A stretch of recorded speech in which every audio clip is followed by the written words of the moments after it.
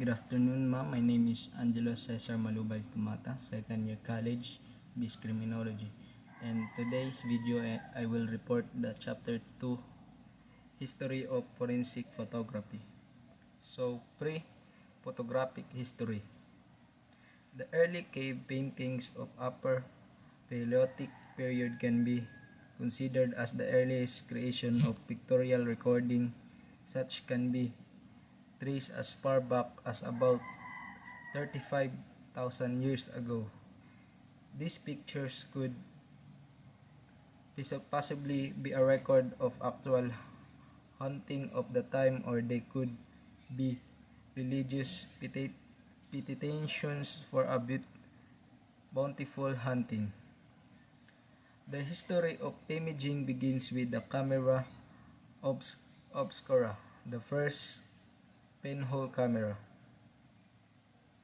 The evolution of the camera obscura include the additions of lens 1550 by Gerolna Cardano, the further addition of lenses and curved mirrors to produce an upright image in 1558 by Giovanni.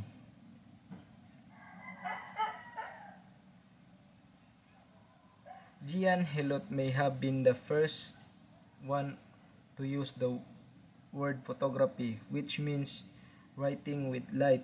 He was reported to have used a photographic process to make secret writings visible by exposure to light in 737. In 1705, Thomas Wingwood made the first known attempt to use a photographic process to take photograph with a camera obscura. The editors of the Focal Encyclopedia of Photography define photography as beginning when the recording of image could be made permanent. 1200, simple glass lens were introduced. 1472, Leonardo da Vinci discovered the multicolored nature of white light. 1676, J.C. Storm invented a portable camera obscura with reflex mirror and focusing lens. 1704, Sir Isaac Newton published Optics, in which he presented his devices in optics and elaborate on his corpuscular theory of light. 1725, G.H. Swazzle experimented on light sensitivity of silver salts contact image from stainless on liquid mixtures of chalk and silver nitrate in a bottle. 1758, John Doland invented the achromatic lens. 1777, G.C. Lightburn developed electrostatic discharge patterns with dry powder. 1777, C.W. Scheele discovered that blackening of silver chloride in the violet and the blue of the spectrum is quicker than by other colors. 18,000. Sir John F.W. Herschel discovered infrared radiation. He used a beam splitter to split out a white light source into individual colors. When he placed thermometer next to the red and where there was no visible color of light. 1800, T. Wigwood and H. Davy discovered that contact copying of celluloase leaves, etc. on leather is sensitized with silver nitrate. 1801, G.W. Ritter discovered the blackening of silver chloride by ultraviolet radiation. 1815 to 1820, Sir David Brewster invented the optical system of future parlor stereoscope. 1816, J. Nipsey discovered that camera photographs on pager are sensitized with silver chloride. 1819, Sir John F. W. Herschel discovered thiosulfates and the solution of silver halides by hypo. 1822 to 1825, J. Nysprong Nipes discovered copying of engravings on glass, zinc, and pewter sensitized with bitumen to further attempts at direct photography. Advance in photographic technology. The first half of 19th century highlights several attempts to perfect photography through the invention of different processes and techniques. In 1826, Joseph Nepi successfully made the first known photograph, a reproduction of 17th century Dutch engraving showing a man leading a horse. In 1839, Louis Ashackes Mande Daguerre invented the daguerreotype, the first commercially successful photographic process in 19th century.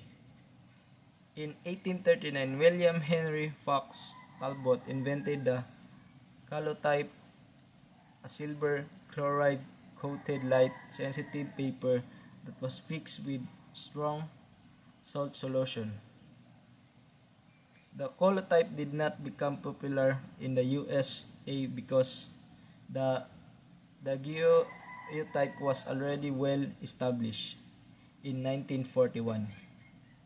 Another milestone in the history of photography was the discovery of UV fluorescence by Sir George G. Stokes in 1852. This led to the formulation of Stokes' law as the fundamental theoretical basis of fluorescent photography currently used in law enforcement.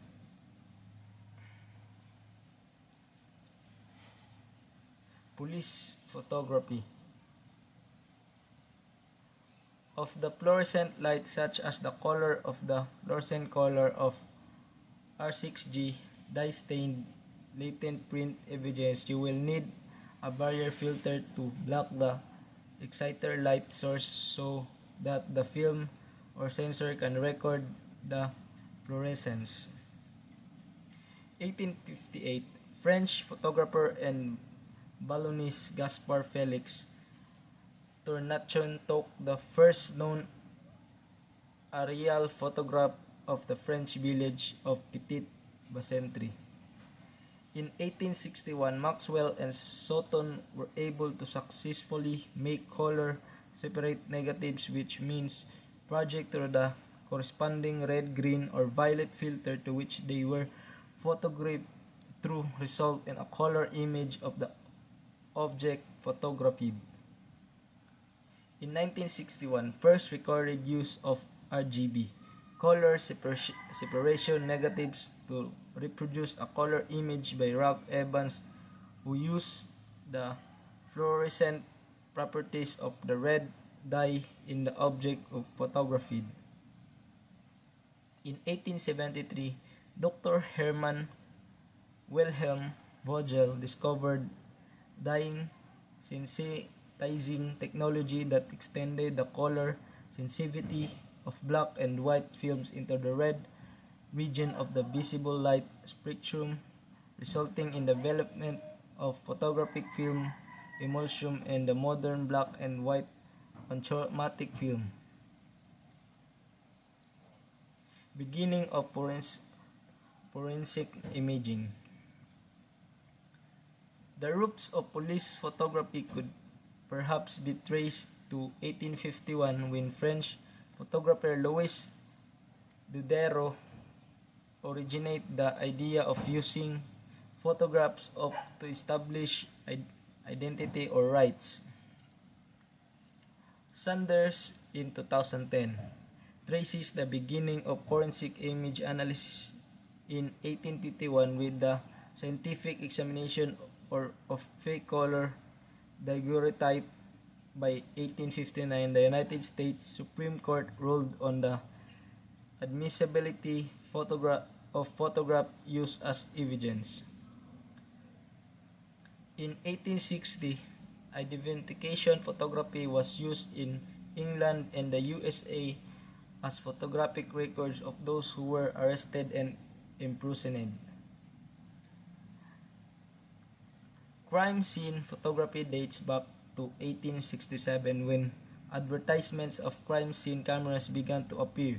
This camera promised to replace the crime scene sketches of the time. Fake photographs used to commit fraud started to appear as early as 1860s. Wealthy relatives of recently deceased person became the victim of criminals who offered to hold a meeting of spiritualists for a fee to enable the victims to contact the spirit of their recently deceased relatives.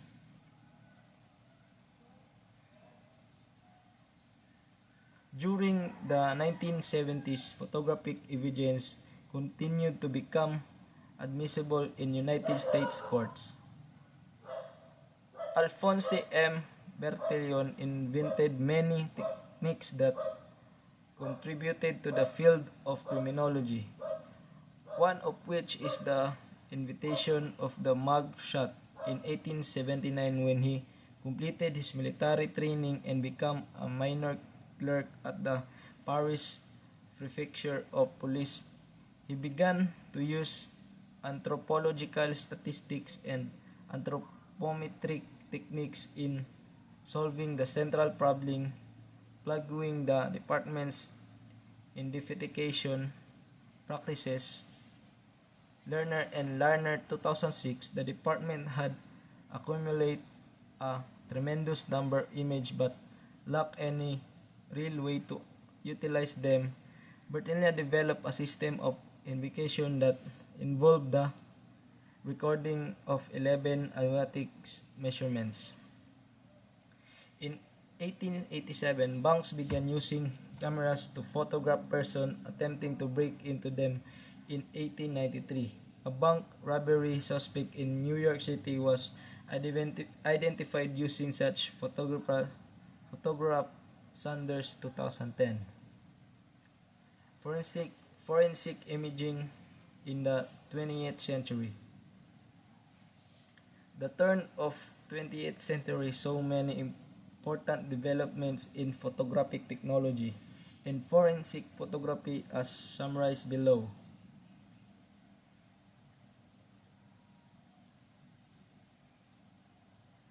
In 1904, the Lumiere brothers patented the autochrome color photography plates that were put into production in 1907. 1907, in Colorado, USA, intoxicated persons were being photographed by police department in Massachusetts. The use photograph speed recorders to detect speeders were approved.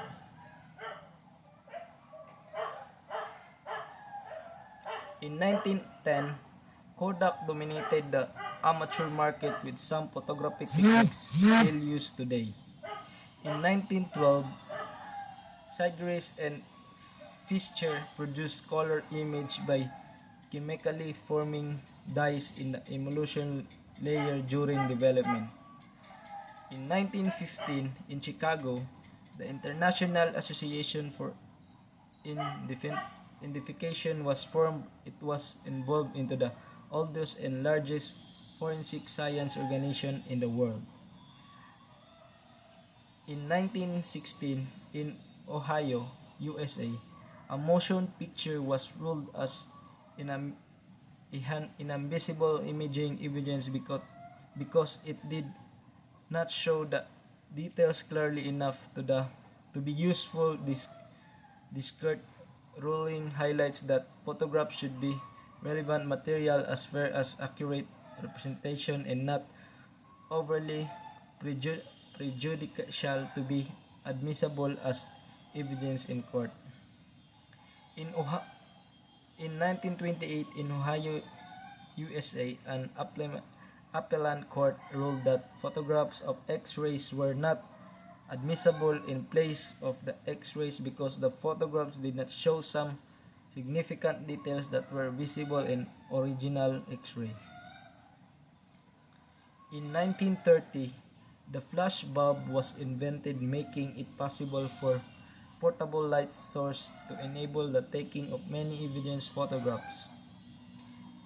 In 1934, in New Hampshire, USA, the ultraviolet photograph of footprints in blood were upheld, defined what is considered as a fair and accurate photographic representation of photographs to be admitted as evidence in court. In 1938, in the United States, that microfilm of document was admitted in place of the document, and the admissibility of a color photograph was upheld. In 1938, Kodak introduced the Super 620 camera, which featured an automatic exposure capability. In 1941, Kodak introduced the Kodacolor color negative film. In 1942, Kodak introduced the Ektachrome color slide film. In 1947, Kodak introduced the Ektacolor color negative film.